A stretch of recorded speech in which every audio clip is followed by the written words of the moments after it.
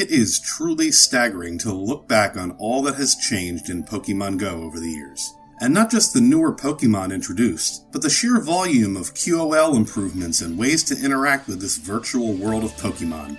Did you know that in the early days of Pokémon GO, we just didn't know what our Pokémon's IVs were? Now we can just see what they are, but back in the day, your team leader would appraise it, and you would have to read context clues, plug its data into a website, which would run IV calcs, and sometimes it would be a range and you just wouldn't know what they were. The recent Wild Area event saw the introduction of mighty Pokémon, and I would be willing to bet that some of the game design behind them involved trying to recapture the excitement from Pokémon GO's early days, when crowds of people scrambled to chase down a Snorlax or Dragonite.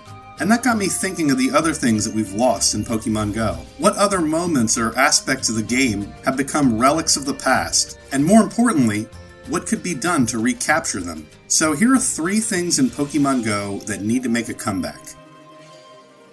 Number 1. Raid Days. Okay, let me explain because Raid Days haven't gone anywhere. In fact, we just had one with Necrozma. But let me tell you about one of the best days I've had playing Pokémon GO.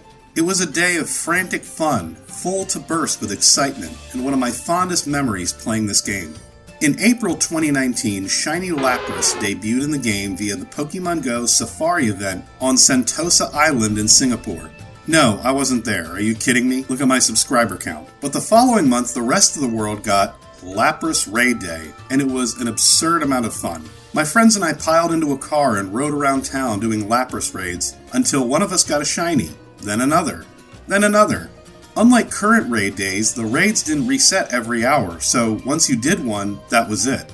We kept doing raids, but my friend Craig and I hadn't gotten a shiny. We were the only ones in the group not to. But we kept plugging away, and the numbers in our group didn't diminish, even as we were legitimately running out of raids to battle. But finally, on one of the last raids in the entire town, we both finally got our purple behemoths. Looking back, I think the shiny odds may have been 1 in 20 rather than 1 in 10, but the amount of relief and satisfaction for our efforts was immeasurable. But why bring this up when raid days haven't gone anywhere?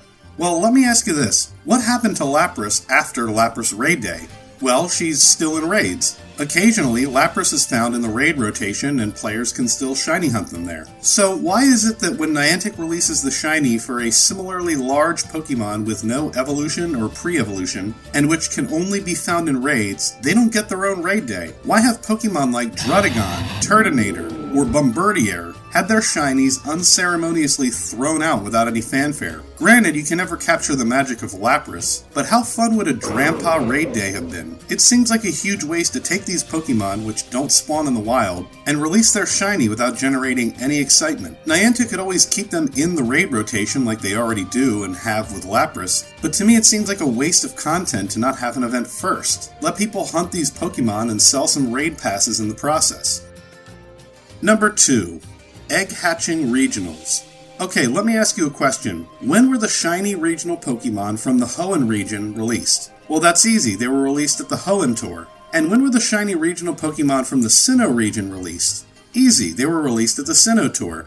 And finally, when were the shiny regional Pokemon from Kanto released? At the Kanto Tour? Wrong, because the Kanto regionals had their shinies released as part of an event 2 years before the Kanto Tour, and it was awesome. Global Challenges Global Hatches was an event held in 2019 in which players could hatch Tauros, Mr. Mime, Farfetch'd, or Kangaskhan from 7-kilometer eggs, which could be shiny and had boosted odds. And it was an absolute blast, and to this day I wonder, why did Niantic stop doing these? The way the game is currently set up, if you want to shiny hunt a regional Pokemon, you pretty much can't, outside of the tour events. I still don't have a shiny Mr. Mime to this day, and if I want one, I have to literally get on a plane and go to Europe, or go to Canada for Pachirisu, or to India for Torkoal. I know that's kind of the point of regional Pokemon, but this first event was so much fun, and I never understood why it was never brought back. You can still release shiny regionals at their respective tour events, I'm not suggesting you get rid of that, but why not bring this event back and give players opportunities for them? Number 3. Field Research. That's it. Okay, let me tell you a story from, again, the early days of Pokémon GO. It's a drizzling morning in late August, and I'm walking to work, spinning stops and doing research tasks. I'm specifically looking for the ones for making 3 great throws, and just when I reach the entrance to the office building I work in, I stop, claim a research reward, and there it is, a shiny Krabby.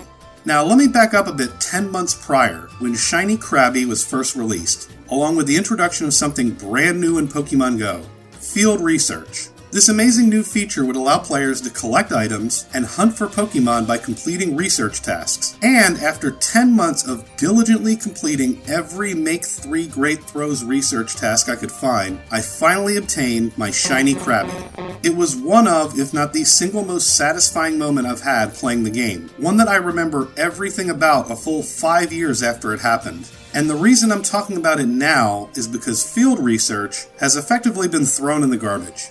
Because what Niantic has basically forgotten about doing is updating the research rewards. Look, a full 2 years ago, you could catch 5 weather-boosted Pokemon and receive Poliwhirl, Vulpix, Snover, and Hippopotas. Or evolve a Pokemon and receive Eevee. Or win a raid and receive Sneasel. Or win 5 raids for an Aerodactyl. And you still can because most of these research tasks haven't been updated in years. I had this realization recently when I went for a walk and noticed that I was spinning stops, pulling up the research tab, and deleting whatever it was I just picked up. And it dawned on me that the problem was that the research itself is simply not worth paying attention to. And the problem is twofold. Firstly, there are simply way too many tasks. Niantic added research tasks which reward Mega Energy, which is great, but the problem is that they didn't remove any other tasks. Does anyone actually do research that rewards berries? The things that you already get from spinning stops, spinning gyms, gifts, and raids? With so many research tasks, it diminishes the odds of finding the ones that you actually want. Secondly, by never updating the research encounters, you are essentially giving players a reason to not be actively involved in the game.